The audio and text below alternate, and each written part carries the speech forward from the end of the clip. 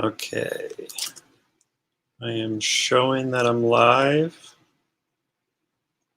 Let me just double check that's correct here. Hey Guppy boy, good to see you. Can you hear me on your end?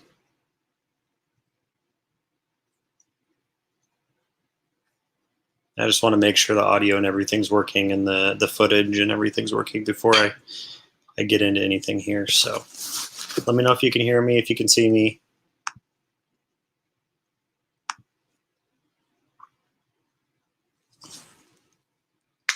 Sorry about the lighting too. Okay, good, you can hear me. Yeah, sorry about the lighting. There's no lamp in my hotel room here, so I'm just kind of using the upper lights. So it's not the best quality footage or anything here, and then I'm kind of just sitting here on my bed because it's the only spot with actual light. So as you can tell, I am in Haiti right now. I am down here for some work. Good to see you, Kevin. Thanks for coming in and hanging out with me. So I've got some good Wi-Fi actually today, which is really nice. So I was able to actually do a stream. I can't upload any videos, unfortunately. Just the bandwidth it takes down here is just not allowing that for sure. Hey Zen Ginger, good to see you. So I'm here on the East Coast time now, so it's 11 a.m. So I've been up since I think 8 a.m. Just looking up some stuff, doing some research, watching some videos, kind of just doing my normal, Sunday morning routine. Back in Utah, though, I wake up early for the last Sunday stream. I woke up early, so I've already had 3 cups of coffee, and Haitian coffee is very good, by the way, everybody. So kind of what, hey, Sand Creek Aquatics, good to see you. Thanks for coming and joining me today. So what we're kind of doing today is we're just going to kind of talk a little bit, hang out a little bit, but I really want to talk about native fish. And I want some people to join in on that too. I really want to talk about, what native fish you guys have, what native fish you want to have, and then just our impact on an environment. Down here in Haiti, it's, driving around, you see a lot of just disarray and garbage and, just environmental impact that humans are having here is very large. And it's been making me kind of sad to see, because Haiti does have some incredible wild fish, wildlife of all sorts. Haiti's actually home to the largest freshwater lake in the Caribbean. And the lake is becoming very polluted. I've tried to find as much research as I could on, any information on how many of the local fish are endangered, but there just isn't enough research here. So LSU did a study down here, and I've got all of this pulled up, and I'll do a screen share here in a minute, and we'll go through some of it, just some pictures I've taken, and then just a couple local articles and some researchers' articles and stuff that I was able to locate. So we're just going to kind of talk about that today. And then if anyone's got any questions, throw them up in the chat, and I'll see if I can answer them, of course, too. So we'll just keep on going. Good to see you, Young Fish Aquatics. And I'm just going to kind of, keep talking here for a little bit more and let some more people join into the chat, and we'll see how it goes. So let me know in the comments too, or in the chat, if my audio goes out or if the footage goes out. And if it does, it's probably because the power went out. So the power here is pretty hit or miss. Sometimes it'll be on for a couple hours, and then it'll go off for about 5-10 minutes, and then it'll come back on. So it's very on and off here. So I'm just hoping that the power stays on for this whole chat. So let me do a screen share here, and I'll show you guys kind of what we're looking at. Let me see if I can get this to work here. All right. Woo. All right. So there's just a tunnel vision here. So as you guys can see, I've got a couple things going here. So this is the first one I was able to do a little bit more research on. So the colorful fish of Port-au-Prince equals the invasive guppy. Let me see if I can add me and my screen here. Yeah, let's do that. Okay. So the colorful fish of Haiti here, it shows the kind of a guppy, guppy hybrid, I would guess I would call it. They have a lot of live bearers here. So as you can see, it looks like they've bred with the local live bearers. And so they're getting more of a, like a mixed breed of wild and domestic, which is pretty cool. And this article is incredible. I'll put this in the link, or I'll put this link for this article down in the description as well, so you guys can go and read it. Let me just pull it down here. So this doctor here, I believe he's a doctor. Let me just double check. Yes, Dr. Helen Rod. He was here in Port-au-Prince is where I'm at right now. And he did a lot of research in local waterways or canals. So Haiti doesn't have a whole lot of public sanitary setups here. So a lot of people just kind of dump sewage and trash and everything on the sides of the roads or into a gutter and let it run into the waterways here. So as you can see right here, there's a freshwater canal, and it's just full of trash. But it says right here, yes, fish live here. So the fish that are right here were collected in this type of water, which is very mind-blowing to me that something like that could be that hardy to survive. But as you can see, there's a freshwater stream running down the middle of this road, but the whole way up this road is just covered in trash. It's been very depressing down here. It's very sad to be down here and see a lot of the, I don't want to say disarray, but disarray is probably the closest word I can find in my head. The environment here is very sad. The people that I've been working with are very nice, very happy people. But just driving the streets here, you see a lot of just people who are just depressed and sad, and living in a tent on the side of the road or in a pile of rubble from the earthquake. And it's just really horrible to see such issues, I guess, here.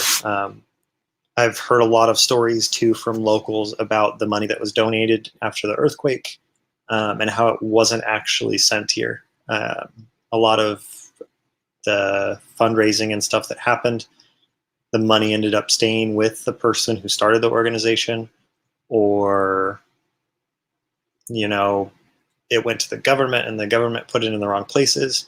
So it's just really sad. Really sad. Makes you sad. I'm very glad I'm here though, and I'm trying to help in the best way I can. I feel like time down here is probably the most valuable resource. I'm here fixing equipment for eye centers, helping them to just stuff that they haven't had working for 2 years, I'm able to fix. And it's just really good to be down here and be helpful. I feel like a lot of people down here just don't have the resources in order to learn what needs to be learned in order to kind of just get a step forward, if that makes sense. So what I'm going to do, let me get back to my screen share here. Let me get rid of this banner too, because don't need that. So I am going to do a screen share, and I'm going to show you guys some pictures of some of the pictures I've taken while I'm here. Let me make sure that it's popping up here. Yeah, okay. So this is the only picture I've seen of anybody fishing in Haiti. This is in Cap-Haïtien. So Cap-Haïtien is on the opposite side of Haiti from Port-au-Prince, and Port-au-Prince is the capital city. We were here for 5 days, or 4 days. 4 days. They have a very beautiful clinic here. The doctors and all the staff there are incredible. They do, I think they did 15 surgeries, eye surgeries a day, cataracts and glaucoma surgeries. Very impressive, very, very great people. I honestly think they're some of the nicest people I've ever met in my life. But this is the only picture I've seen or I was able to take of anyone fishing. This is on the drive to the clinic here in Port-au-Prince. So from our hotel to the clinic is about a 30-minute drive. You have to go up and over this mountain.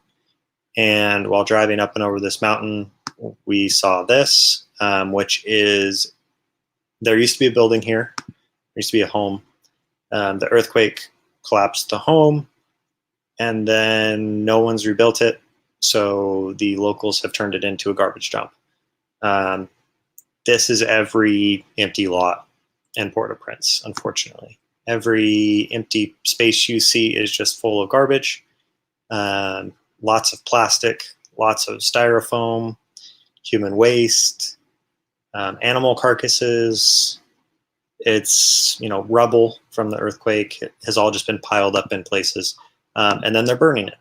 So the entire city of Port-au-Prince is covered in a small layer of fog, which the fog is made up of both kind of like the sea mist and smoke from people burning their trash. So the city doesn't smell that great. There's a lot of, burning fecal matter. There's a lot of burning plastics. It's just really hard to see some of it. This is in Cap-Haïtien.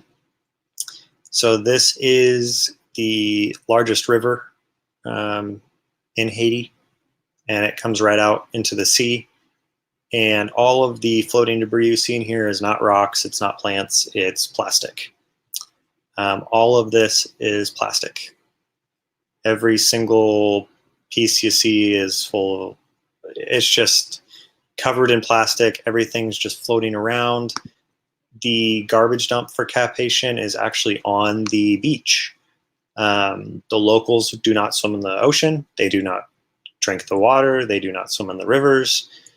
They don't do really anything here in the water.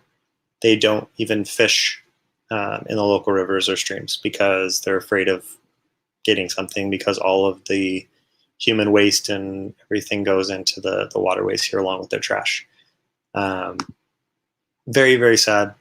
I was blown away when we landed. We left the airport, everything was very clean just outside the airport. And then we turned one corner and it was just like this down the streets. Wild goats, wild pigs, just eating people's trash on the side of the road. So here's some wild goats. They use them for lawn maintenance here and for food and for trash reduction. So when you're here and you see goat on a menu, it's potentially a goat that's just been roaming the street and they caught it and killed it. So that's very hard.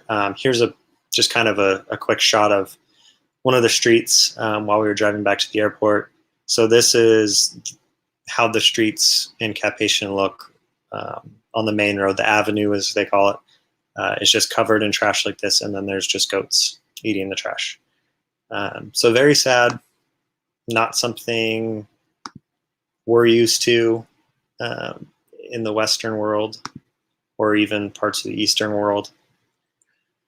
It just makes you really wonder, the $12 billion that was donated to Haiti after the earthquake, where did it go?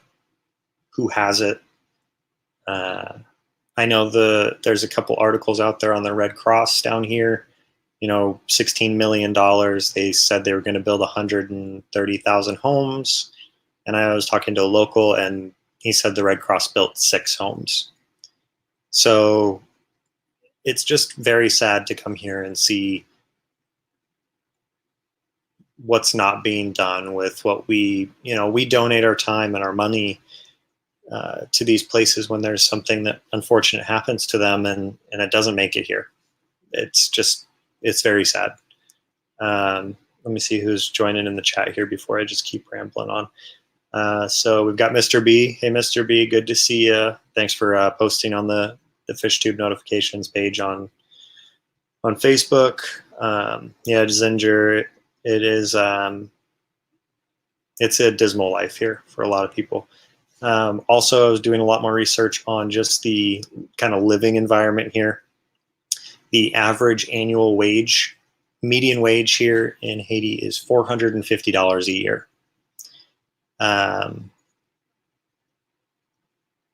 So the amount of money that the Red Cross received, they could have given every single person in Haiti their annual salary just in cash. So they could have, given everyone 1 year of money. If they wouldn't have, built any homes or anything, they could have just paid people, which is kind of crazy to think of. So very, very sad to, hear from locals about what's happening here. I've been looking at pictures of Haiti, and you'll find some beautiful pictures of, villages that are up in the mountains and stuff that are absolutely gorgeous, beautiful landscapes. There are some towns where they are very, very cautious of garbage getting into the ocean. And there's other towns like Cap-Haïtien and Port-au-Prince where they just don't care, honestly, or they just don't have the resources to care. So it's very sad to see that. But let me go back into the chat here. Zen Ginger says, yes, if it's the Red Cross, there's some shady stuff there lately, not saying malicious, but it's all going to administrative, which helps nobody but the employees. I mean, being here, there's no other way to say it except, yeah, it's not going to these people. And I know these are all, it's kind of a rough subject. I'm trying to be, it's hard to be positive when you're here and seeing this. And I'm usually a very positive person, and I try to be a very positive person, but it's just hard to be when you're here. Guppy Boy is saying very sad. And yes, it is. It's very, very sad. So let me get back here to a screen share because I thought this was pretty cool. So LSU did a fish collecting visit here in August of 2019. So they went up to the largest freshwater lake in the Caribbean, which is here in Haiti, and they were able to collect some wild type fish. So this is a lima or limia, which is a live bear species. It's like kind of like a mix between, not really mixed, but it's its own species. But as far as like in the hobby ways go, it would be kind of like a molly and a platy and a guppy kind of all in one for look and size and everything. But this is actually here in Haiti. It's a local native fish. And this is one I would have liked to have catch, but unfortunately I'm not allowed to leave the hotel without an escort. So I'm not able to go out and look in the canals or the waterways or go to the lakes or any of those places to see if I can catch any of these fish. So in this lake, people bathe in it, they throw their trash in it, they fish out of it. So there's overfishing, there's pollution, there's all sorts of different things that are going against the environment here, which is not great. Haiti last year, I believe, outlawed plastic bags and styrofoam. Yet every meal we've eaten here that was brought to us is in a plastic bag and a styrofoam container. So it's very hard to see, if government stuff is actually going through. So this is I believe, a freshwater goby that's local here, a native fish as well. And these are, I believe, on the endangered list for Haiti, but they don't honestly know because there's no real, it's just outside scientists coming in and doing these studies to find out if something is still in the waterways or not. So this is just a really good article here. Very, very cool to read. This right here is the Haitian cichlid. So they have their own native cichlids here, another really cool fish.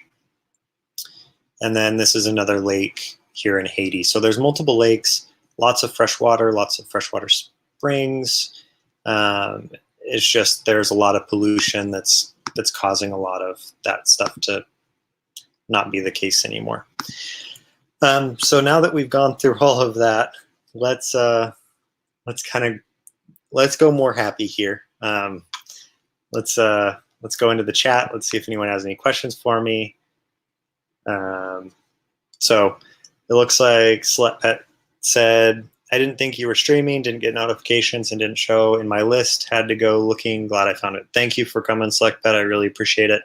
I think Mr. B put it on the fish tuber notifications page. Actually, I'm sure he did. I let him know yesterday. And then we've got Aquarium Cop here.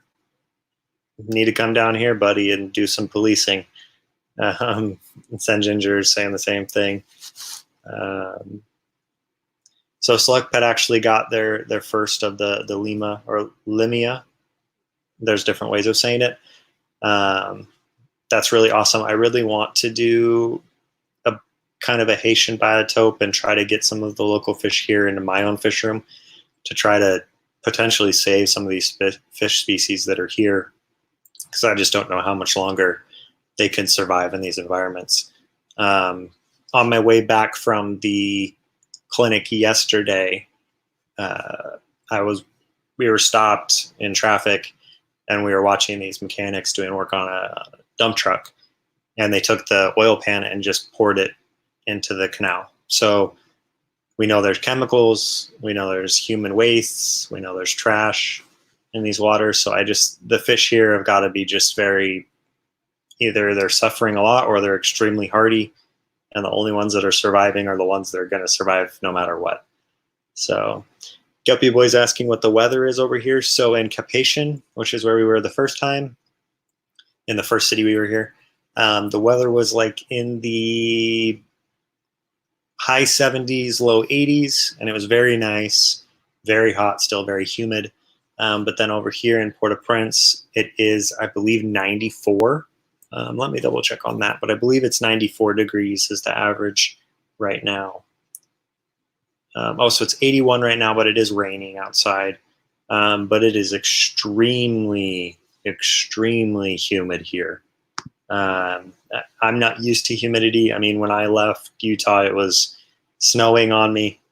So now it's 90 something degrees. I'm not used to the humidity, so it's definitely, a little bit warmer here than I'm used to.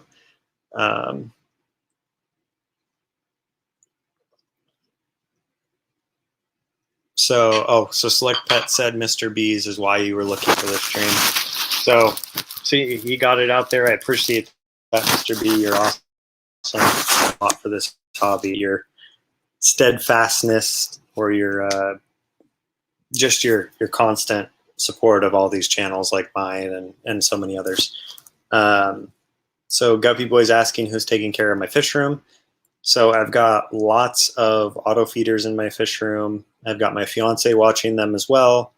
So she's whatever fish tanks are more specified, a couple fish in there or need a specific diet like the pea puffers, or a couple new species that I've picked up.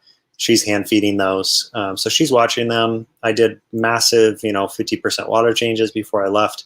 So everything was good as far as water quality. So I'm not too worried about any of my fish at the moment. And I know if anything were to happen, she'd call me and I could be able to take care of it with her over the phone.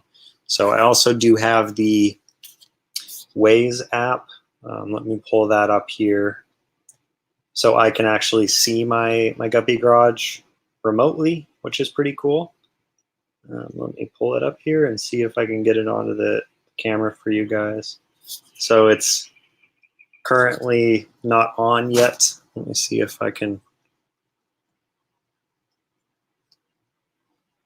So it's dark in there, but everything looks good. I'm seeing a couple fish eyes floating around in the fish tank, so that's pretty cool to see. And you can hear everything too, so pretty cool. I like that app and that system a lot. So Aquarium Cop says New York plastic store bags are now banned, just started this month. They tried to do it in Utah as well, and there was a couple lobbyists that stopped it, just because there's a couple really big manufacturers in Utah of plastic bags. So the loss of jobs there would have been too great for our state to apparently allow. So the state of Utah was going to do that and didn't. So Park City, Utah has done it. So they're all paper and then the biodegradable plastic bags, which is very cool. But then now they're running into a lot of legislative issues that's potentially going to stop them from doing that as well. So I know this is kind of getting political and, you know, not the happiest stream. And it's not really the way I like to do a lot of things. I like to be as positive and everything as possible. And I know I said that earlier, but it's just, like I said, it's very hard down here.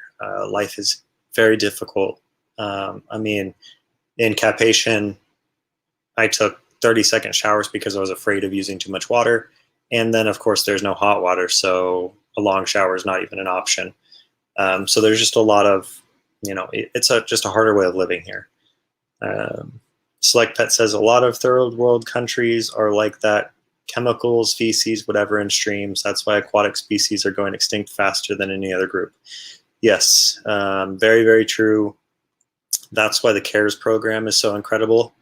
Once I sell all of the Candy Nemo placat bettas that I have bred, I'm going to turn my betta barrack system into a CARES rack.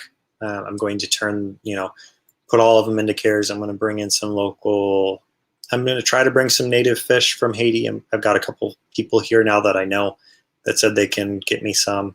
I'm going to try to get a license and bring them in so that I can potentially save some of these species that are here.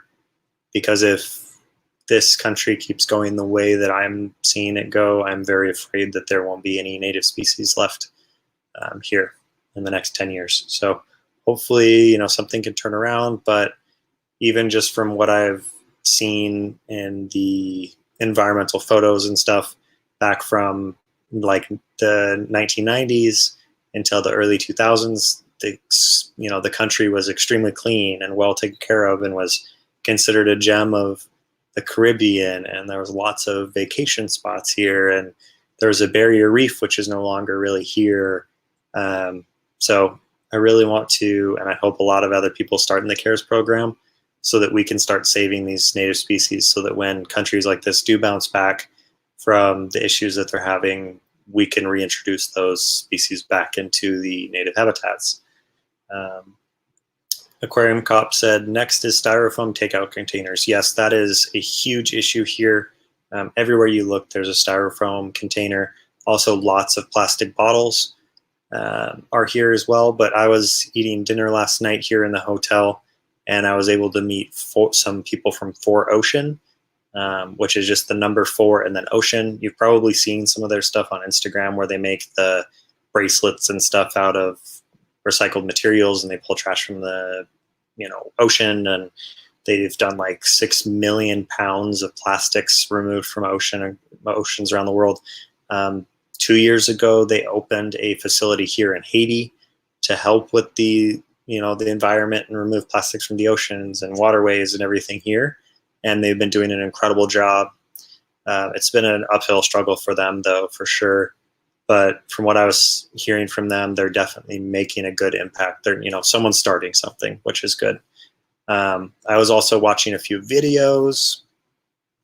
They have civil engineers here whose only job is to take excavation equipment and remove garbage from the canals in order to stop flooding. They will, on a daily basis here out of the largest canal, they will take 4 to 10 dump trucks full of, you know, waste out of the canals every single day. It's very, very sad to watch stuff like that happen, especially in such a place that's so beautiful. Haiti is a beautiful country. There's a lot of history here, lots of incredible people, but it's just very sad that the disaster that's going on here. The Zen Ginger says, yeah, I'm still not happy about paper straws. I'll have to carry my own stainless steel ones. Yes. it's kind of interesting how we complain about plastic straws not being around anymore, but then I came, I was I live in a landlocked state. We do we have a lot of dumps and stuff, but we try our best to keep our environment clean, I think, in Utah. But we have a lot of chemical waste disposal sites and stuff too in Utah. So I don't know how well that's going. But yeah, we complain about stuff like that. And then you come to a place like this and you see the impact that a straw could be having, or a plastic bottle, or a styrofoam container, or a plastic bag. Seeing a wild goat with a 5-gallon bucket stuck on its head because it tried to get something out of it, while you're going down the street, is just hard to see. Or all the feral dogs and cats that are running the streets here are another big issue too. And a lot of the local people are so poor here that they end up having to eat the wild goats and eat the wild dogs and cats and birds and wild fish. So the environment here is very impacted by a lot of issues. So Select Pet is saying the paper straws really went over well in the UK. The plastic ones are recyclable. Paper ones are not, due to the wax they're infused with. So now more stuff going to landfills. Yes, we need to get to a point where we can figure out, and we have smart enough people in the world where we can figure out something. We just have to put our minds to doing it. The Zen Ginger says, you're in a desolate place, don't worry about it. Gotta be a little rough on the psyche. It is very rough on the psyche, but then there's just incredible people here that are willing to learn and willing to make a change. So there are people here wanting to do something. It's just, I think, the amount of money that people don't have here really does hinder them. But then again, that's not an excuse for throwing your plastic bottle into the middle of your street. But they don't have trash cans here either. So there's lots of issues that need to be resolved.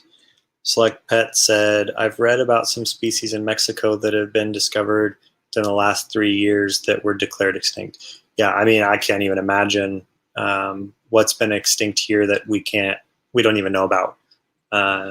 There's lots of native fish here in Haiti that are incredible fish, absolutely beautiful fish. You can only find them here or in other places in Central America or other Caribbean islands that I don't even know, and scientists don't know if they're still even around. So it's really interesting. I would love to come back to Haiti with the group, like the LSU group, and do a native fish catching here and do pH tests and chemical tests and see really what's going on in the environment here, just so that we have more information, I guess is the word I'm looking for. And then hopefully bring some of those fish back to the States and breed them, and then try to get them around in the hobby, because these are the kind of things that we as hobbyists and fish breeders and stuff should be trying to help with. Let's see. Zen Ginger said, I almost bought the bracelets. Yes, I mean, I actually went online last night and I bought quite a few. I really enjoyed talking with them yesterday and then again this morning. For Ocean, doing some incredible stuff down here in Haiti. So if you have a chance, look them up, do some reading. I really enjoyed them. I think they're doing a great job here. Aquarium Cobb said the food in styrofoam is gross anyway. It really is. It gets kind of nasty and soggy and gross. So yeah, you're correct on that. Aquarium Cop said, I see so many people in other countries trying all they can to remove as best they can. I love it. Every little person trying helps. Yes, it's very true. If one person can make a difference in their village or their town or their community, hopefully something like that would spread. So I'm hoping that something like that happens here, where we can supply people here with trash cans, and potentially even just having like Honey Pot or someone who does portable toilets supply a bunch of the toilets that are now, they're just going to be destroying in the States, having them shipped down here so that the locals can have somewhere to go to the bathroom, and then train the locals in order to kind of dispose of the waste properly here. Something as simple as that, I know it's not very simple, but something like that can help a tremendous amount in a place like this. And the Zen Ginger says, it's all fun and games until someone mentions eating cats and dogs. Yep. I mean, people down here have to eat. And when there's no jobs because the economy is so bad, your average wage here is $450 a year, US dollars a year. And that's the median wage. So you may have people who are making, I think there's only 2.4 million people in Haiti. But they're not really certain because there's no real census here. Or 2.4 million people in in Port-au-Prince, sorry. But I don't know how many are in the whole country of Haiti. But if you've got people that are making, $1 million, and then you have people who are making zero, it's kind of hard to get a good range of value here for what people are making. Also, Haiti is a very young country. 54% of the population here is under the age of 25. So people under 25, there's a lot of children, so they're not working, which since they're not working, their parents have to work. But if their parents can't work and they're going to school, then the median wage even goes out further. So, it's very difficult here for a lot of people just to even eat. Select Pet said, Kevin Scholar said, I've got to run my EMS duties call. Take care all. I'll catch the replay. Thank you for being an EMS. We need emergency people as much as possible. Police officers, ambulance workers, firefighters, teachers. You guys are very, very incredible. And we appreciate everything you guys do on the day-to-day basis for us. So Slick Pet said, the Zen Ginger, I hadn't thought about eating cats and dogs. Are you saying that's how to solve world hunger? You might be onto something. No, I don't think that's what she's saying. I think she's saying it's not something that we would do. But I think here they have to. Zen Ginger says, put cares and 4Ocean in the description. I will for sure. When the stream's over, I'll put all those in the links, and I'll put the link for the couple articles I've mentioned as well and shown. Select Pet said, environmental destruction, pollution, and invasive species all causing extinction is sad. But what I think is worse is the fish on the endangered list because it's all over collected for the aquarium hobby. It is. It's very true. We need to limit the amount of fish that we do take from the environment as well, in order to make sure that we're not being one of the causes for extinction.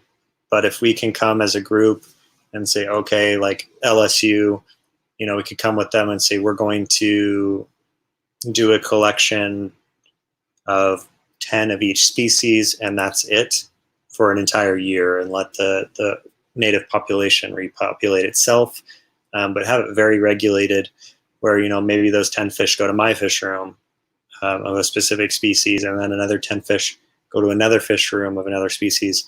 That way we can potentially not over pull or over stress the native species in places while we're doing collection, in order to potentially stop these fish from going extinct in locals environments.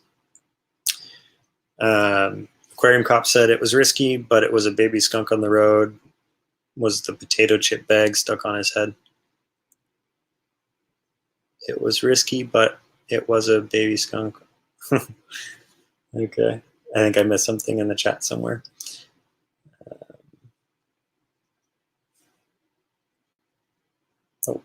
Just lost the chat here. Let me pull it back up.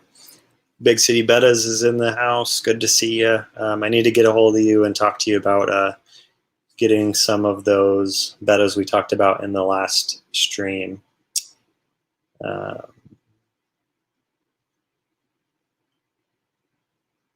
Zen Ginger's asking Aquarium Cop if you were you on a video on the news by chance.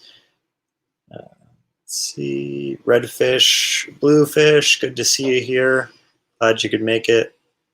Oh, first time here. Well, I appreciate it. All the watching, all the everything is incredible. I really, really do appreciate every one of you guys for being here. Big City Beta says it's an extremely loaded topic. How would one begin to vet the collection process? How would one find the correct people to take on those fish? How are we impacting the locals' potential culture? Yeah, I mean, those are all things we have to really think about when we're coming from a third party. And that's where I think as a third party, we're also creating a lot of problems too, where we come into places like Haiti and potentially do too much without bringing the locals in on stuff. So I'm here with the Moran Global Outreach, who does vision, surgery and testing and everything for the locals. But I'm here with a doctor who is doing her fellowship with Outreach, and her job is to come to places like this around the world and train the locals. So instead of her coming here to do surgeries, just to do surgeries for locals, she's actually coming here in order to teach locals, which is a completely different way of doing outreach. From the West, our thing is where we go to a local place or we go to somewhere that needs our help, and we kind of force our help on locals. We do things instead of coming here and teaching them how to do things on their own. So let's say something were to happen, and we were supposed to come down here in November, but they had so much political unrest here, we weren't able to come until this month.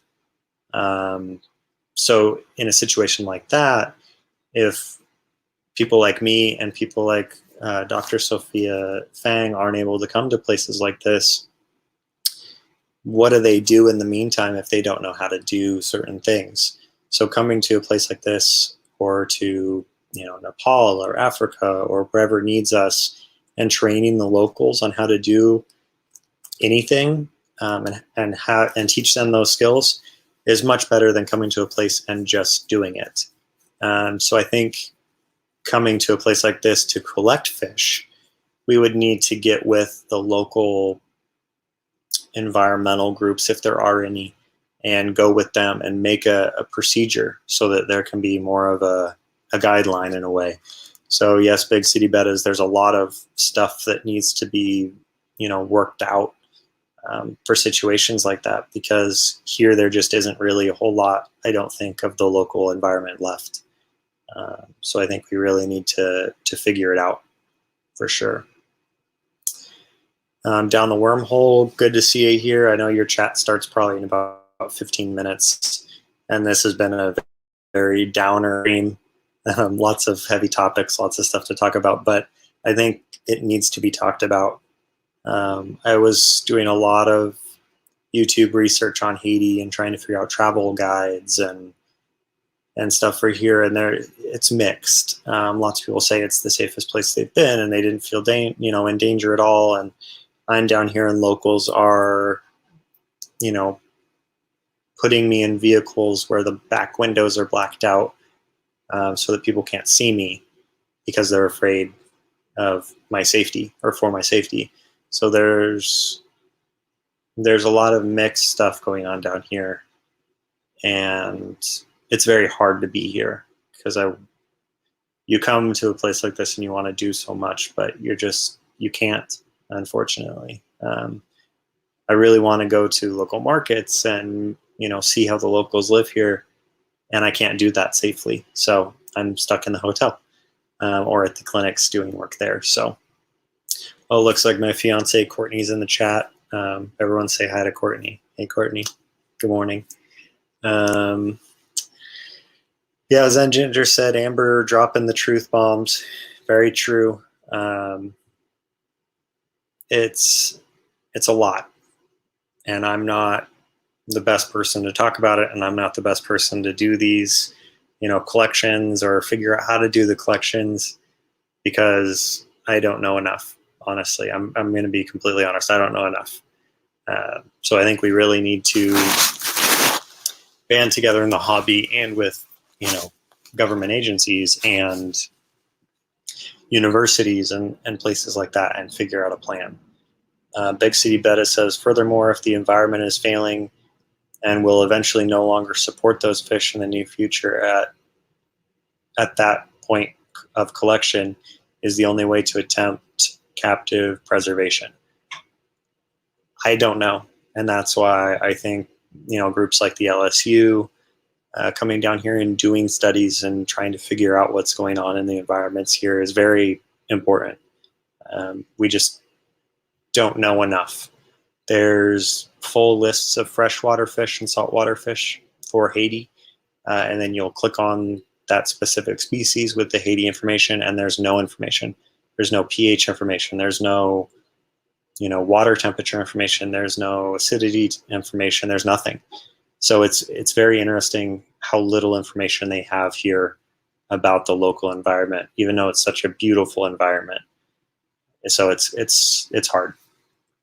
Select Pet said, I was surprised reading about the roseline shark being near extinction. Its habitat is in good condition, but it's being way over collected and only been in the hobby since the early 2000s. Yeah, there's fish like that as a hobby we need to start, breeding in captivity and breeding in fish rooms and local breeding with what we already have, instead of getting people to go to big box stores that are, wild caught anything, or having people wild catch, 10,000 of one fish species and bringing them into the US or UK or anywhere like that, and over removing fish from the wild. So another really big topic that, we need to really work on as a hobby. But I think stuff like this, where we're talking about this, we're, going back and forth on it, I think is very beneficial for people to understand more. And Select Pet, that's a great example of the roseline shark. Beautiful, beautiful fish, and their environment's in perfect condition, yet we are the issue in that situation. So very interesting to hear that, for sure. Aquarium Cop is saying LODEA. I lost it. Hold on. I'll try to look in your stream in 20 minutes. Let's see. Zen Ginger, that's crazy. Select. When I see them everywhere, I guess they're way over collected. I bet they are, for sure, and that's something we need to work on. Zen Ginger saying, good morning, Courtney. Sharon's here. Good to see you, Sharon. Thanks for joining in. Big City Betta says, I'm the cares ambassador for wild bettas, which is why I'm throwing, in my opinion, it's an extremely complicated topic with many, many facets that further complicate it. CARES is doing a great job. I think that's one of the organizations that's really doing something to help. And if you can do some research on it, if you haven't before, it's a great place to look. I'm hoping to, get some fish from Big City Bettas to try to breed stuff she's already bred or stuff I already have, in order to get more of those fish back into the hobby, so we're not wild collecting.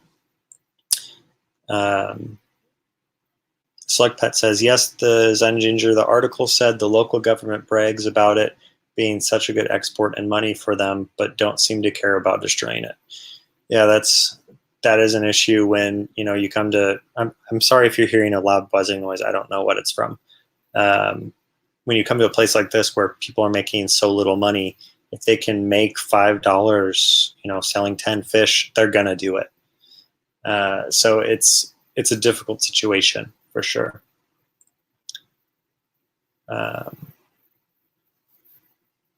see. Big City Betta says it depends entirely on the individual species, and that's what threats they and their native habitats are or maybe facing. It absolutely needs to be talked about and understood better, for sure, but we need to talk about it. And I'm not really a person to talk about so many, deep things or sad situations, but I think that's something that does need to be talked about, especially when I'm in a place like this. for sure. So yes, Sun Ginger, I agree with you 100%, Amber. If you could do a video on it, that would be an incredible way to start a topic. You have a very large following, and you're very, very well respected in the hobby. So I think that would be a really cool video if you could start doing that. That'd be really cool. The Guppy Boy says, my dirted tank is not doing good, and it has topsoil, the sand cap, and it's not doing good. Dirt comes out, and the dirt changes the color of the water. Should I reset? Sorry for ruining the moment. No, for sure. Glad to help you with any questions anyone's got. I have not done a dirted tank, but I know Bay Area Aquatics has, and quite a few other people have. I think what's probably happening is, are you like breaking the sand cap when you're doing a water change or something, and the dirt's seeping through? If that's the case, maybe just add a little bit more of a cap so that you have less chance of getting the soil through. But I am not 100% certain on that, since I've never done it. I'm not sure what would be the best route there. But you can ask like Bentley Pasco or Joel over at Corvus Oscen. He's got some really good dirted tank videos as well. So those are two really good resources for you. Aquarium Cop said it's an excellent topic. I appreciate it. Oh, the Zen Ginger is saying, what kind of dirt was it, Guppy Boy? So hopefully we've got some more going on down here later on, helping him out. So thank you guys for helping him.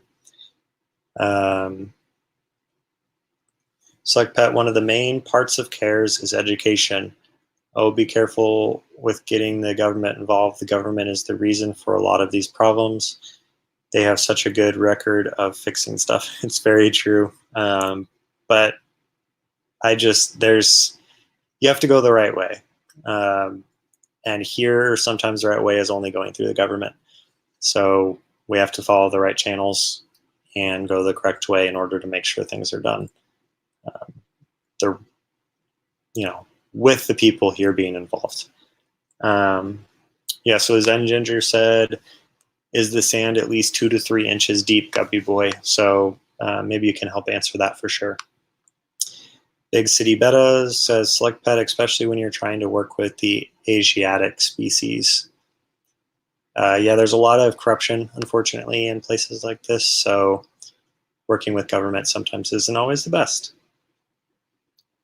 Redfish Bluefish says, ultimately, captive breeding programs are our best tool to combat overcollection and the other associated impacts. I agree, Redfish Bluefish. If we can get, a select few like Big City Betta, working with CARES, where CARES can go and say, okay, this is out there collecting wild species or types. These are our breeders for this type of fish, and if we collect 10 of these species, this is where they go.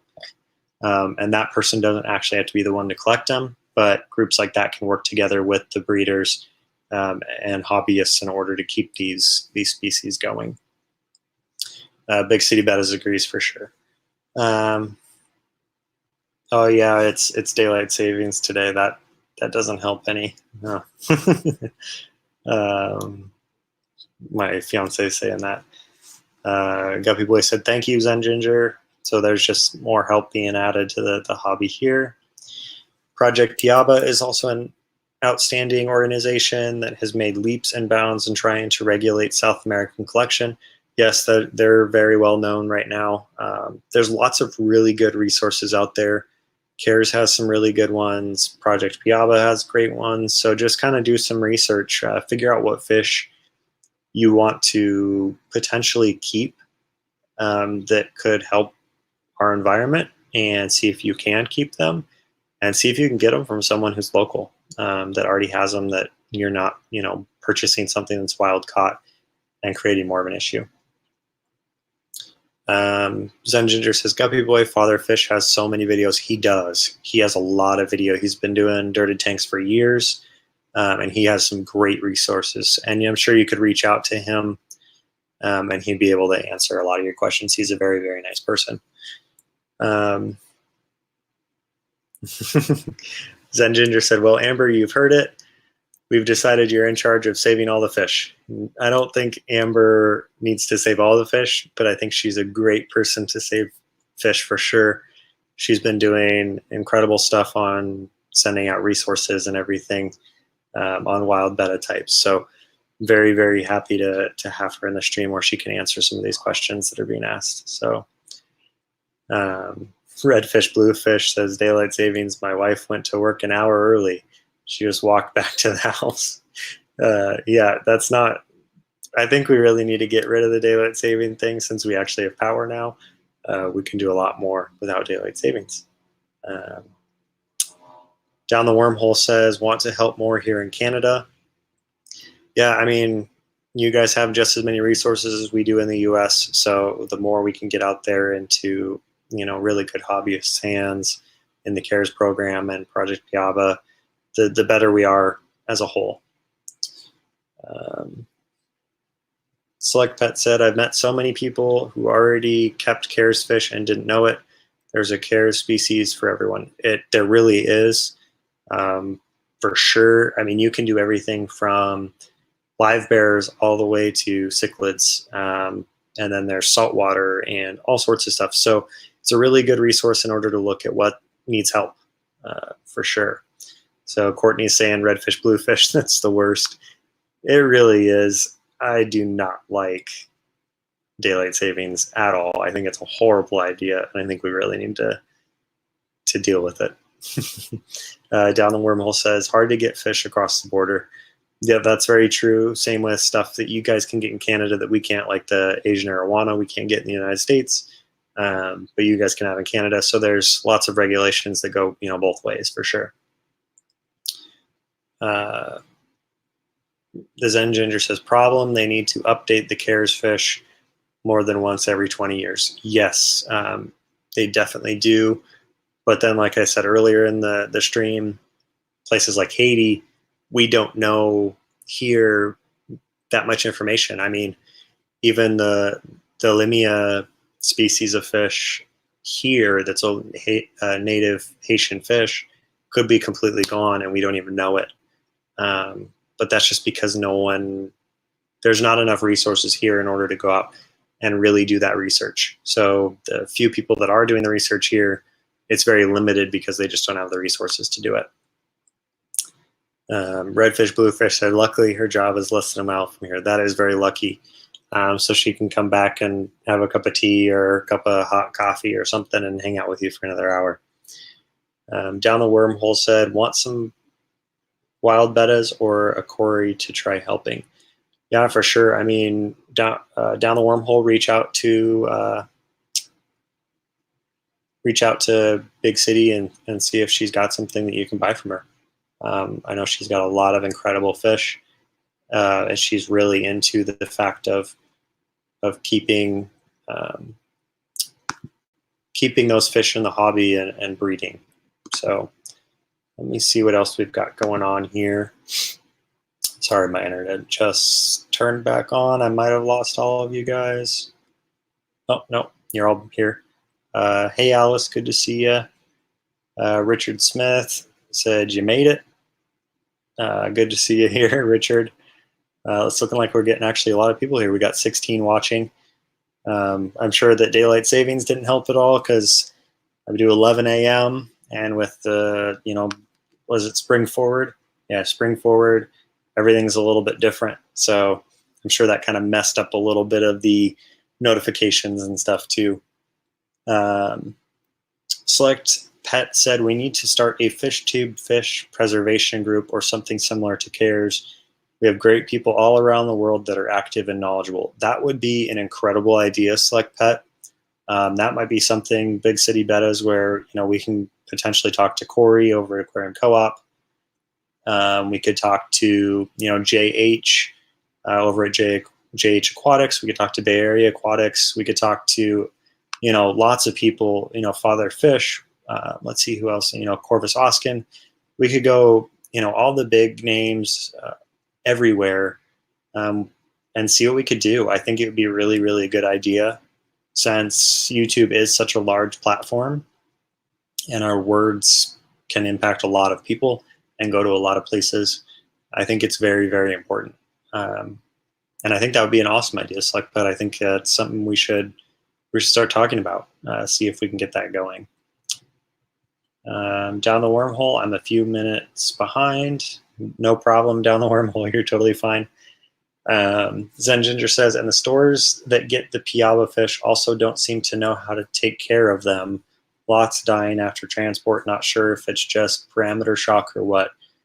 That's very possible. It could be parameter shock. It could be that, you know, the wholesaler or the shipper or whoever sending the Project Piaba fish are having lots of, you know, issues with just packing them, or they're not quarantining them, or the medications are killing them because they're not used to them. There's lots of stuff that could be happening. So that's always an issue. Zen Ginger says, DEA, back out and come back in. I don't know what that means, but we're fine. Select Pet, I mean, with fish tubers, we can educate and even start sharing species back and forth. We can for sure. I think that's something that's really important in our hobby. I know personally with Well Done Tanks, Trent Weldon over at Well Done Tanks and Bay Area Aquatics, we talk a lot about, you know, fish that we have that we're breeding, that we're going to start sending back and forth. I know a lot of guppy breeders do it, where they won't go and buy a new species. They'll actually just, let's say they have a really beautiful green delta and they want to keep that species going. They'll send it to a friend that they trust.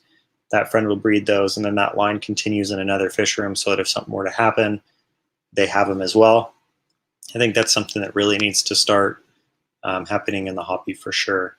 Another really good thing to do is to ask your local fish store what fish they have on their wholesale list, or see if they can print you out their wholesale list or send you their wholesale list.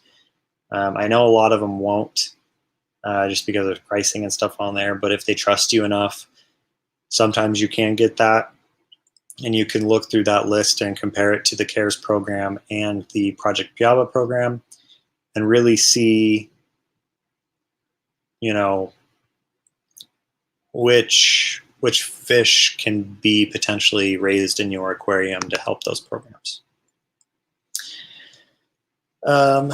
Aquarium Cop said, great idea. I agree. That is a really great idea. And I think we really should start working on something like that. Maybe maybe Mr. B can help us out with that on Facebook. Maybe we can, you know, ask for some of his resources. I know he's got an incredible following on Facebook. Maybe we could kind of work with him and the co-op and set something up where we can, you know, Excel sheets together, or Google Sheets together, where we can kind of just start comparing what we all keep an active list on there. So if someone's got something that's part of those programs, we can reach out to them and say, you know, when you breed these, can you send me a few of your fry so that I can breed them? And then we can keep that list kind of maintained through FishTube. I think that would be very cool. Redfish Bluefish says, autocorrect equals auto stupefy. It's very, very true. Lots of stuff just does not go through correctly. Let's see what else we've got going on in here. So it looks like we've been on the stream for an hour and 4 minutes now, and I know it's been kind of a heavy topic, not very light, not very happy. So hopefully it's helped some people kind of think about some things differently. I know being down here, it's made me think about doing things a little bit differently in my hobby as well. It kind of brings to light a lot of the things that you don't normally see. So Slug Pet said, I've been working to make a series of spotlight on CARES species on my channel. The CARES website isn't as user-friendly, so every little bit I can help, I try. Perfect, Select Pet. We really appreciate it. Yes, I think doing videos, we're definitely a video learning society at the moment right now, especially in in the younger generations, and a lot of the older generation too is watching a lot of videos. So I think doing a video of cares, I think maybe as a fish tube community, we could, on that Facebook group or whatever we decide to create, when we do a species spotlight on a cares program, we could put that fish on there, and put a little bit more of our information as far as, like through our breed, like kind of like a breeding program form where you say what your pH is, what your hardness is, any, water parameters that you changed, or frequency of water changes, what you fed, any real environmental stuff that you noticed, or any changes in the environment that you made so that you could breed better. I think stuff like that is something that we could really potentially have a huge impact on the cares and the Project Piaba program for sure. Aquarium Cop said it's happy knowing people care.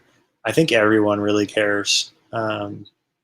It's just until you really get into a position where you want to care about something that you're really passionate about, it's just harder.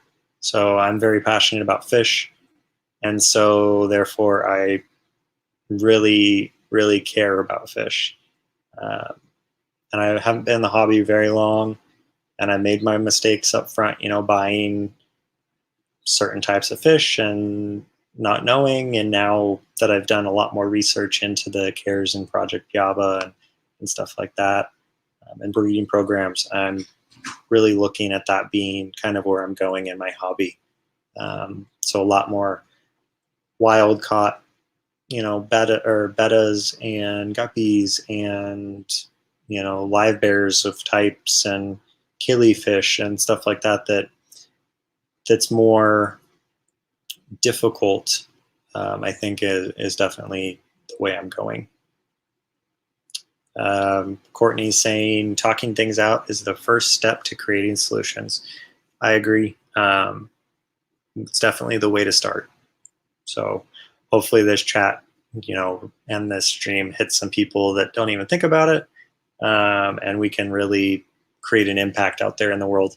I'm not saying I'm going to create the impact, but maybe I myself and whoever else is in this chat, or someone else who's watching this, it makes a difference where they start thinking about something. And sorry, I'm not wearing Zen Ginger. I'm not wearing my my Guppy Guru shirt because it is too hot here to have brought them, since they're all cotton. Down here, you really don't want to wear cotton. So I don't have my Guppy Guru shirt on. I just have an O'Neill shirt with some waves on it. The Zen Ginger says, it's not happy, but it's a real topic. Not everything is happy. You're shining a light on the dark place. I wouldn't be concerned about the tone of the live stream. I appreciate that, Zen. I don't like being a downer, especially with something that I love so much and I'm so happy to be doing.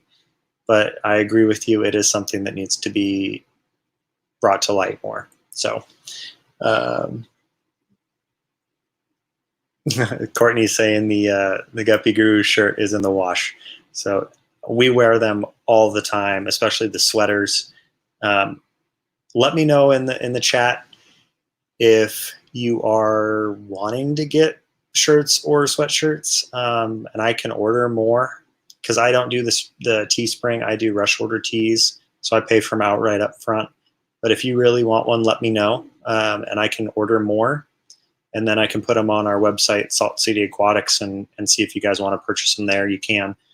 We're working on that, but let me know if that's something you guys would be interested in, because if it is, I can start looking into it more. So Alice is saying, where is down here? Down here is in Haiti at the moment. So I am down here in Haiti. I'm in Port-au-Prince. I was in Cap-Haïtien for 4 days, and I'll be here until Wednesday, and then I fly back home. So I'm down here doing work for local eye clinics. I'm down here fixing stuff. I'm teaching the locals how to fix their own stuff, or trying my best. It's very hard because there's a language barrier down here. They speak Creole French.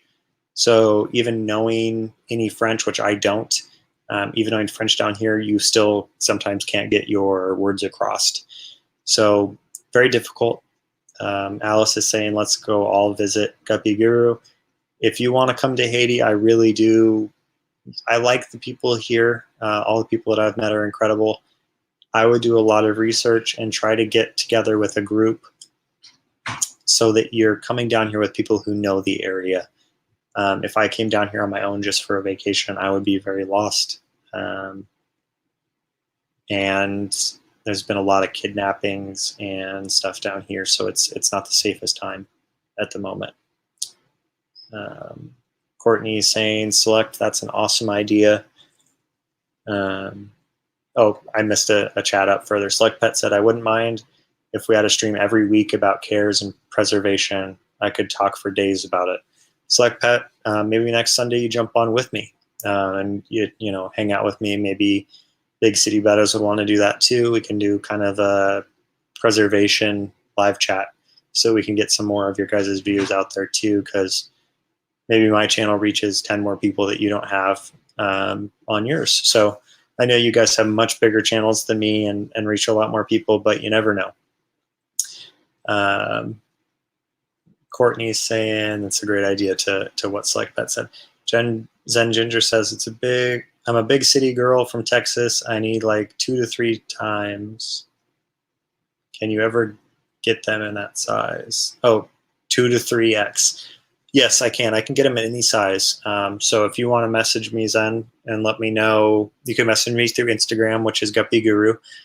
Just send me a message there. Let me know, you know, if you want a size of t-shirt. I can see if I can order some. I think I've got a couple double XLs, but I can check when I get back home and make sure.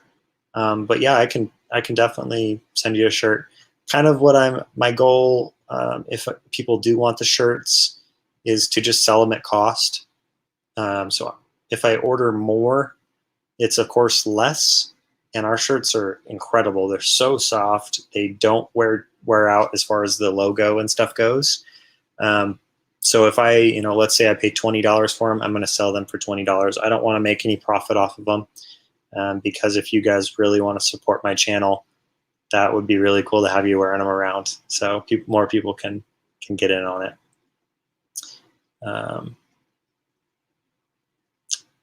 So thank you, Courtney, for joining in the chat. Definitely really nice to see my fiance on here doing her thing when we're so far away from each other. So, and she's saying, yes, then we can figure something out. We can for sure. I've actually need to order more of my sweatshirts because they're so comfortable that I need to have more. Zen Ginger saying, OMG, Haiti is like backwoods Louisiana. It really is. The Creole here that even people who speak fluent French have a hard time understanding.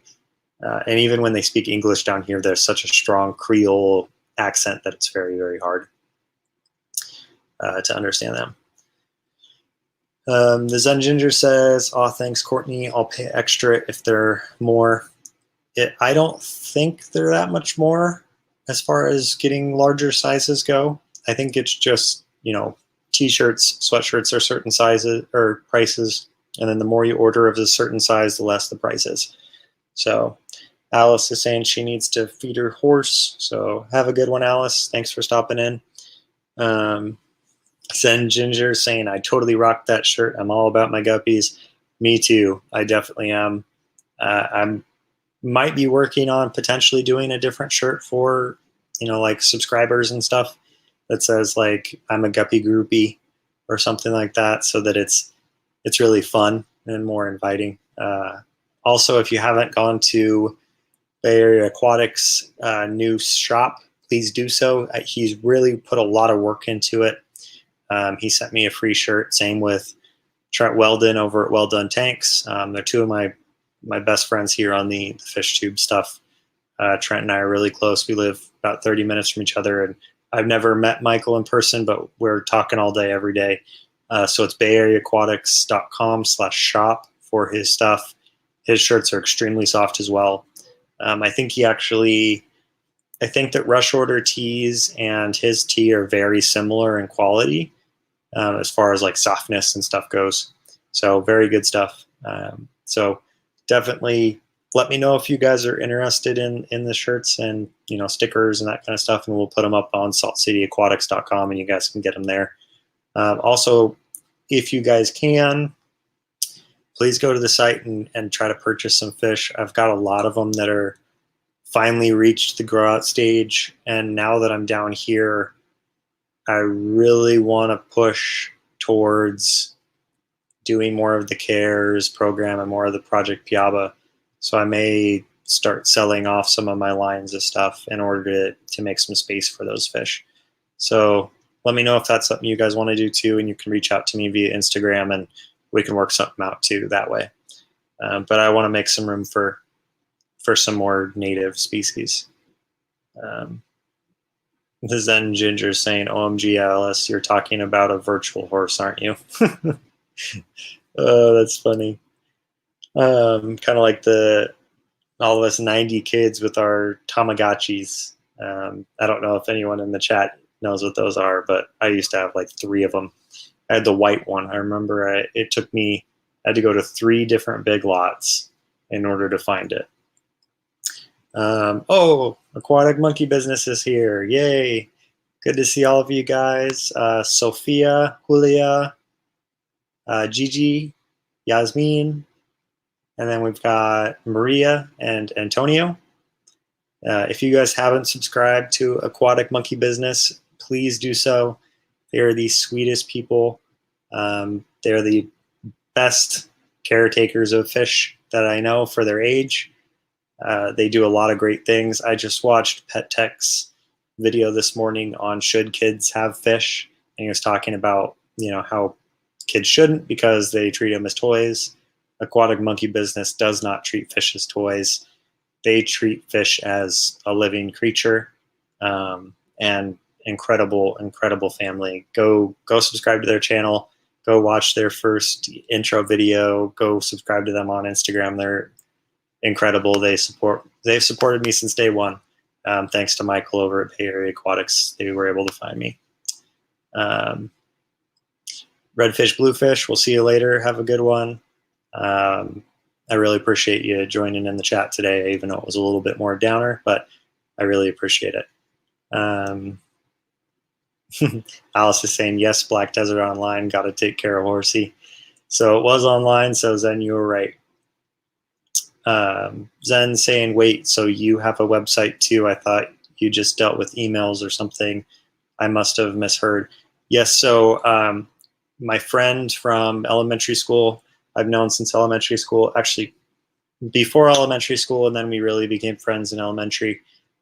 It's saltcityaquatics.com. So the shrimp are all from him, the guppies are from me, and then a lot of the other stuff is from me as well. But we worked that together. It's an incredible website. Ian did an incredible job building it, and we worked very closely on it. So Ian and I package all the shipments together and send them out, and it's just been a really cool process for sure. Aquatic Monkey Business said, we stayed up past 4 a.m. setting up our new fish tank. We got an auction last night. Yeah, I saw your guys' posts on some of the fish you got. So Maria, you're the best mom out there, pregnant, setting up fish tanks with little girls. So it's really cool. I'm excited to see what setups you guys have going into your fish room here. So the Zen Ginger said, I did follow them on Instagram. Perfect, Zen. That's awesome. They're the sweetest. You're going to love all the content they put out. They're also extremely funny. So if you ever get a chance to get a message from them, usually it's going to have some good humor to it. Select Pet said, I saw Sean's video too. I think it varies greatly with the kids. My 11-year-olds take care of 3 tanks and maybe better than me.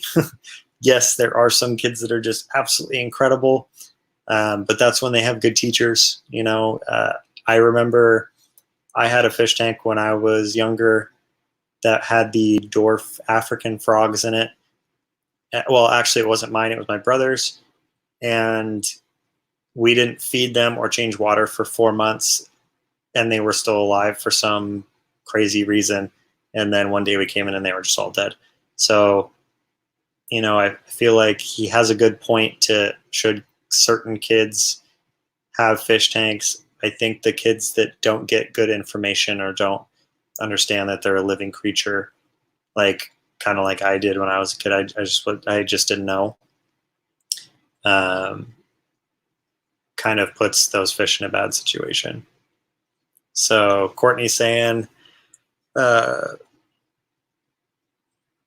think it's the parents' responsibility to instill that fish are to be respected. It definitely is, Courtney. You're 100% right. I know when we have kids down the road, our kids are probably going to be very much instilled in the fact that fish need to be respected. They're a living creature, just like a dog or a cat or, you know, anything else, a bird, whatever. It's definitely something that parents and, you know, aunts and uncles and everyone, whoever gives them the fish, really need to instill that that's a living creature for sure. The Zen Ginger said, OMG, pregnant setting up fish tanks. I'm having guilt about not wanting to do water changes now. Yes, Maria is an incredible mother. She's got 4 little monkeys, 5th monkey on the way, and they do a lot of fish tanks. They just keep setting them up, and they're doing a great job. So the Zen Ginger says, totally, Courtney, kids should be in the hobby, but like any other hobby with adult supervision, for sure with adult supervision, kids can be just as incredible as any adult. There's a lot of kid YouTubers. I mean, you can look at George over at Coralfish 12G. He's been keeping fish since he was 8 or 9, I believe, and he's been doing it correctly since day one, but he did a lot of his own research. Same with Caleb. Caleb is doing an incredible job at his age keeping fish. If you haven't gone to his channel, go check it out. He's been very, very kind to me as well. So I think we've talked about everything sad I could possibly talk about for the day. We've almost an hour and a half here. I hope it wasn't too big of a downer, but I appreciate that everyone was here watching this chat, kind of talking about these really tough situations that we need to talk about.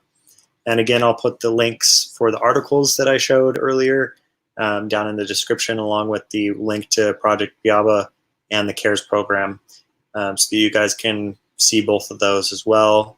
Do some research, look into it, see if you've got one that's already on that list. And if you do, let me know. Just tag me in your Instagram post or your Facebook page or whatever, and I'll be glad to look at them with you.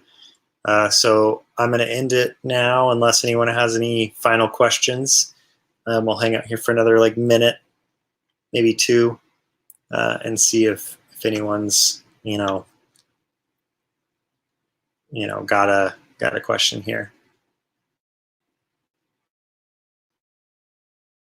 Select Pet is saying, I read a statistic that says the average aquarium keeper is a 65-year-old white male. We need kids or the hobby will get old and die out. For sure. I'm only 25 years old, and I feel like there's a lot of people my age in the hobby right now that just aren't really active in the hobby, if that makes sense. I know a bunch of my friends that I know growing up are in the aquarium hobby and doing a lot of that kind of thing as well. But yes, my statistics on my YouTube page show about 60% of my viewers are male, 40% being female, which is awesome.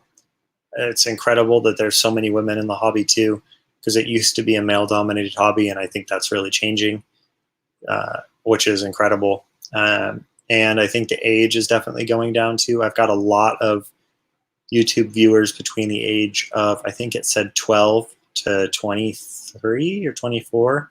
I've got about, I think 20% of my viewers are in that age range. And then of course their parents of the younger kids are the ones that have that channel, viewing on their page. So that's where a lot of those statistics come from as well. Select Pet said, if anyone needs help with CARES research or questions, I'm glad to help. Yes, reach out to Select Pet and Big City Beta if you have any questions on CARES or any of that kind of stuff. Or you can just reach out to carers directly. I'm sure they have, website or email on their website they can give, you can reach out to them. I think that they have an Instagram page. I can't remember though for sure. So let's definitely give them some love and see what we can do out there. Zen Ginger says 25 spits coffee. My son is 23. I'm doing really poorly at this parenting thing. He still lives with me. That is not true, Zen. You're doing a great job as a parent, I'm sure. I'm just kind of an abnormal 25-year-old. My parents, taught me from a very young age to work. I bought my house when I was 22, I believe. I've just been very fortunate in my life to have a lot of things kind of work out for me. And I try to give back as much as I can, but sometimes it's really hard. So Courtney's leaving. Love you, babe. I'll talk to you later. And everyone's saying goodbye to Courtney. Select Pet says, keep your YouTube ages above 13 as much as you can for COPPA. Yes, all of my videos have been, kid friendly and everything as well. But I'm not monetized. I'm not at the, 1,000 subscribers or anything yet. So I don't have any money coming in from YouTube. I just do this for fun, and I do it because I really enjoy it. And I enjoy talking about stuff like this, even though it's not as much fun. But Select Pet said they have a great Facebook group too. Yeah, go to their Facebook group. You can ask any questions there. You can post pictures, I'm sure. And they would love to see some love over there. So since everyone's kind of feeling the sadness that was this chat, but also the good stuff that came out of it, I'm going to drop the chat live here. And we'll just get to our days. Hope you guys all have a great Sunday. Enjoy the time change as well with daylight savings. And again, go check out Project Yaba Cares. Go check out Aquatic Monkey Business, Michael Pohl over at Bay Area Aquatics, Well Done Tanks, Select Pets, Zen Ginger, Redfish Bluefish, Fatherfish, Caleb's Aquatics. There's just, Aquarium Co-op. There's lists and lists and lists and lists of people that need to have love sent their way. So if you can, go spread your love around as far as you can. Even just a subscription to someone's channel means a lot to all of us, especially when we're starting out. Seeing numbers go up is always a very good thing. So Aquatic Monkey Business says we will rewatch the video as soon as it's possible or available. For sure, please do. I think the girls will really enjoy the video, even though it is a little bit sadder. But I think they're going to enjoy watching it to see kind of another world. We're very lucky with where we live to not have quite as much of an issue as they do here. So, so Select Pet said, if you decide your kid-friendly channel, they take away notifications and chat comments. Yes, I did know that, but I still don't swear, and I don't, do anything that would make me not COPPA compliant or COPPA compliant. I try my best to be as family friendly as I can. So Aquatic Monkey Business is saying, I broke my phone last night. We were still watching you on the PS4, but we are all here. Perfect. I appreciate you guys all watching, as always, of course. So thank you all so much. It looked like we had 10 people watching. We had 10 likes. If you've watched this video this far, I really appreciate if you haven't subscribed to hit the subscribe button, hit the thumbs up, and please turn on that bell notification as well. It's just something that, when you get a notification that I'm going live on a Sunday, I'm going to try to do every Sunday. It was kind of iffy if I was going to do this Sunday because of where I'm at, but I was able to do it, which is really awesome. Select Pet is saying, everyone go over to Down the Wormholes streams. Yes, I've been, cutting into his time or their time for 30 minutes now. So go over and watch his stream. It's an awesome stream. I really enjoy watching it after mine. So go over and watch them, and we'll see you guys all on the next Sunday. And hopefully I'll put out a video this next week. I just don't know because I'm not getting back home until Wednesday. So I just don't know as far as Wi-Fi capability. So I hope you guys all have the rest of a great day. Enjoy it. Hug your family. Eat whatever good food you want on a Sunday. We all enjoy the good things in life. So I appreciate everyone, and see you next time.